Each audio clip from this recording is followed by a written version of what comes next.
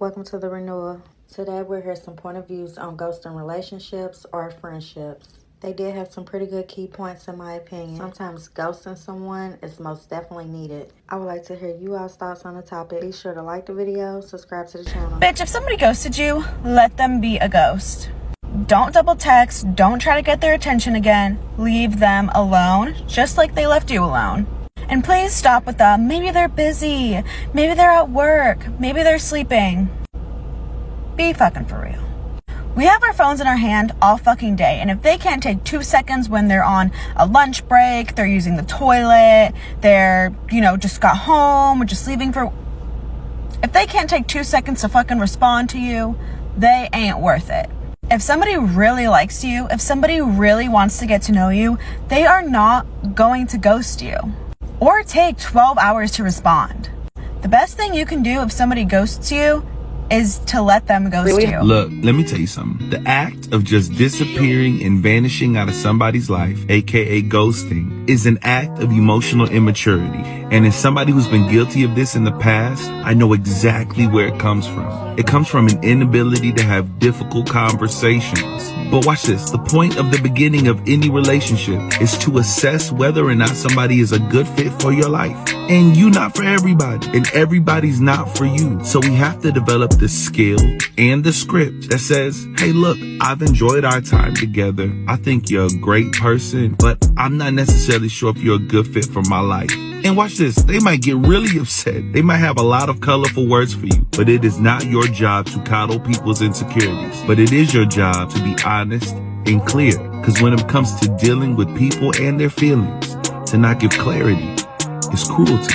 A lot of times we talk about ghosting when it comes to romantic relationships, but let's talk about ghosting in friendships. Let's just say you have a friend who has a habit of disappearing for months at a time. They don't return calls, they don't return texts, nothing. Then when they reappear, they act like nothing ever happened. They don't even explain what happened. They don't even apologize for the fact that they never got back to you. They just literally act like it wasn't that big of a deal. Even if something tragic happened, even if it's a few days later, it takes less than a minute to send a text message. I don't care what you're going through. If you still posting on social media, you can get back to your friend. It's the fact that you don't value the friendship. It's the fact that you don't respect your friend. So, with that being said, stop giving access to wishy-washy friends. Stop letting people play with your time. And most importantly, stop making excuses for people. I need people who got ghosted to stop acting like they don't know why they got ghosted.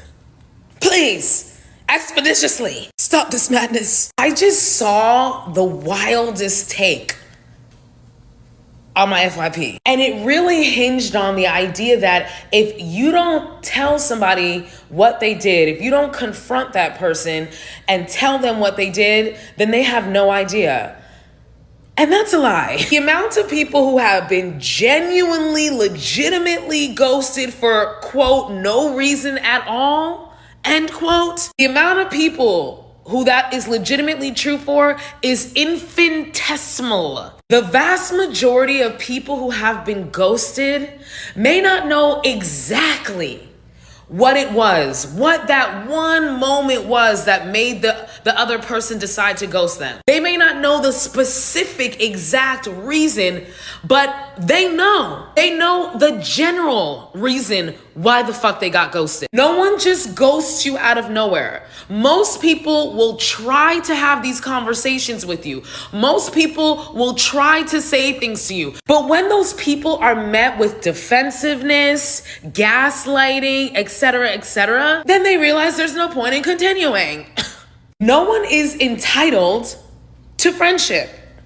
Unlike family, friendship is a choice. Folks act like when you become friends with somebody, you done signed a legal contract. I'm a huge advocate of silent cutoffs, and I love cutting people off silently because here's the thing. A lot of people have misconceptions about people who cut them off silently, and they're like, oh, they could have just communicated. They lack communication skills. They're not mature. They're so immature. They could have handled this properly, blah, blah, blah. But it's like, people who get cut off silently don't realize that the reason why they get cut off silently is because the person who cut them off actually has such excellent communication skills that they did the mental calculation in their head of exactly what they were going to say to you, and they decided it's not even worth their time because you lack self-awareness.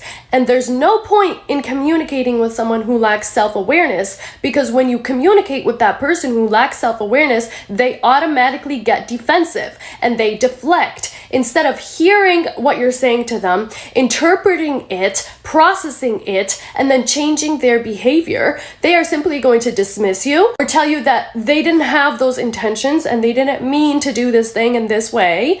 Or they're gonna gaslight you and be like, no, that's not what happened. You're remembering things differently. This is how I see it from my perspective. And they're gonna flip the script on you. But besides lacking self-awareness, majority of the reason why I cut people off silently is because they did something that showed me their true character. And I'm not someone who's gonna sit here and teach someone else how to have better character or how to have better morals.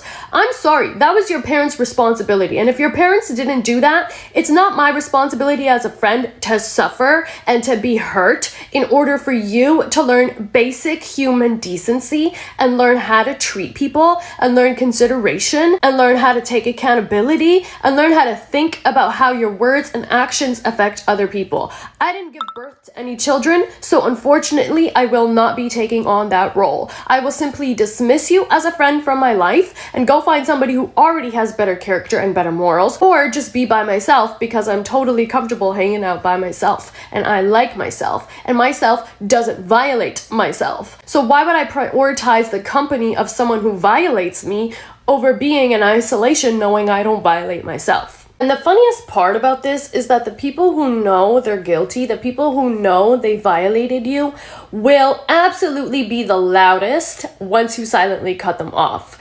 Which further proves why I should cut you off silently, because I know that if I were to communicate, I would get gaslit, I would get dismissed, it would turn into a whole deal. I would eventually be like, okay, you know what?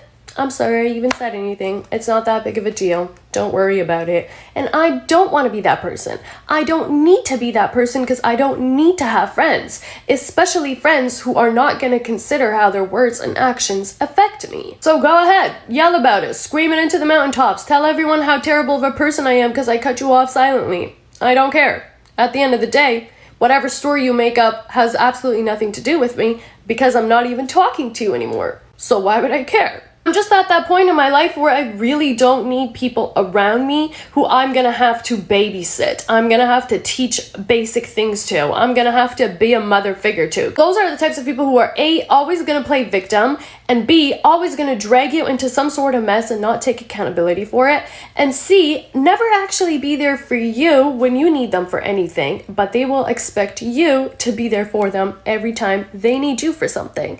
These are very particular characteristics. Like, I don't cut everybody off who violates me. But if I see these characteristics and you violate me, you get silently cut off. Because you're just not worth my time, quite honestly. Honestly, let's do this one new thing going into 2025, right? Let's normalize leaving people where they are at. Like, stop expecting things from people. Especially those people who keep doing the same dumb shit to you over and over and over. Literally just leave them where they're at. And if they don't know how they was doing you after 6-7 months of you not talking to them, great. Because at the end of the day, if you're the only one seeing it and they don't see it, that's called a disconnect between you and them. You've been trying to explain, you've been trying to, you just tell someone how you feel about a situation or whatever the case may be. This can go for friendships, family, relationships, whatever the case may be. But just leave that person where they're at and let them find themselves as they go. And it's less of a headache for you. Just stop holding on to something that doesn't want to be whole no more. There's a very specific font of people that like literally get significant others, like boyfriends or girlfriends, and like cut everybody else off in their life. And there are signs early on that like a person will be this way, and you can usually tell by how they handle conflict. Because a lot of times like they'll make comments like, I'm not gonna argue with my friends, like they're my significant other. I don't want to have any friendships. That's too much work. I feel like we're dating. And the reason all of these are kind of red flags is just because these people are showing you early on that they put relationships on a pedestal over friendship. Noted, everybody's goal in life is usually to procreate. Some people don't want to have kids, but they want to have a marriage and they want to have happy romance, right? But that doesn't mean that the essence of community completely goes out the window. You should never feel like a relationship is taking you farther away from your friends. If anything, a relationship should add to the community that you already have established. In fact, when I'm dating somebody, I want to meet your friends. I want to hang out with your friends. I want to go on group activities.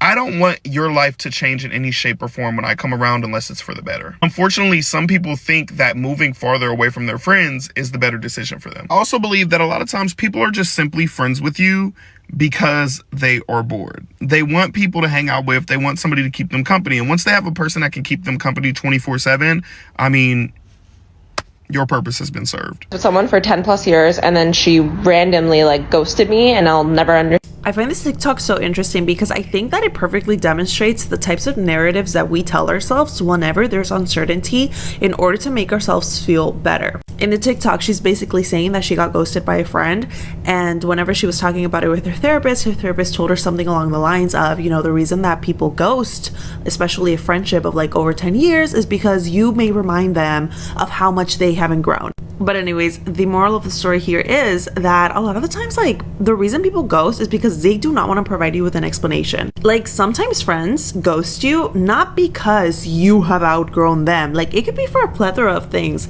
And to assume that it is because you've outgrown them and they cannot handle it, I just feel like that is super ego-based. And ultimately, your conviction in your own assumption does not validate your assumption. So yeah, personally, I have just learned to not assign any value to other people's actions unless they clarify or I ask. Everyone has a negative view when it comes to ghosting people, but I see it differently. To be honest, I don't see nothing wrong with ghosting because don't nobody owe you no explanation. I think one of the first things in life that you learn that makes life a lot easier is the fact that nobody owes you anything, like not even that explanation. Then at the end of the day, you chasing some fake closure because when they tell you, it's not going to make you feel any better. What answers can they tell you besides they don't care about you? If they cared about you, they would speak to you. You care about everybody you speak to, right? It's billions of people on this earth. You not gonna like everybody. You don't need an explanation for that. Then sometimes some people deserve to be ghosted. Some people be doing some real weird shit. Especially if you know you was being real to them. They need to sit in their room and think about it and be like, bruh, why did this dude stop talking to me? And realize the weird shit that they did, so that way the next time they with somebody who's real, they won't act like that. You know, sometimes pain is really the best teacher. So some people need to feel that pain of being ghosted and learn from their experience. No phone calls, none of that, for a good month or so when I'm not in the right state of mind. Like, I don't know what it is, but it be certain points in my life, bro, where I just be wanting to be on my dolo solo type shit. Like, I just don't want to deal with nobody. I just want to focus on me and whatever I got going on. Like, it don't be no offense to anybody that I'm cool with. I truly still fuck with y'all, but I just got to worry about myself. Like, I just don't want to be bothered. And then I just come back out of nowhere and be trying to talk to them. And it just feel weird because it's like, damn, I really just ghosted them for this long. And then now I'm coming back. Like, who the fuck do I think I am? I slowly started to realize that I might be a bad friend more than I am a good friend. Just for the simple fact that I really would disappear for a minute and ghost everybody. I'm talking about I won't talk to nobody. I don't answer no phone calls, none of that, for a good month or so when I'm not in the right state of mind. Like, I don't know what it is, but it be certain points in my life, bro, where I just be wanting to be on my dolo solo type shit.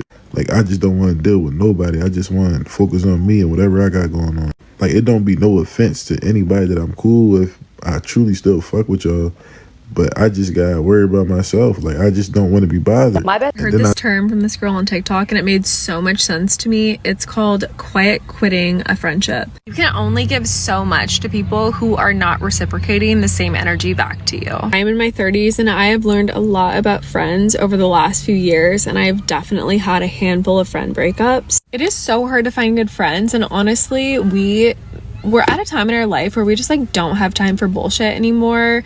And I also feel like some friends just have crazy expectations, and you just kind of get to a point where you realize that like maybe you aren't aligned anymore. And breaking up with a friend is like weird because it's not like a romantic relationship where it has to end because you're seeing other people.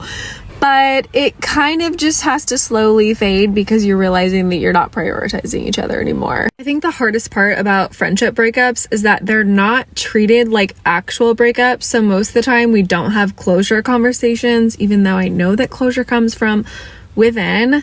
But usually when an actual like romantic relationship is ending, you have like multiple conversations leading up to that event happening. And the most available person ever.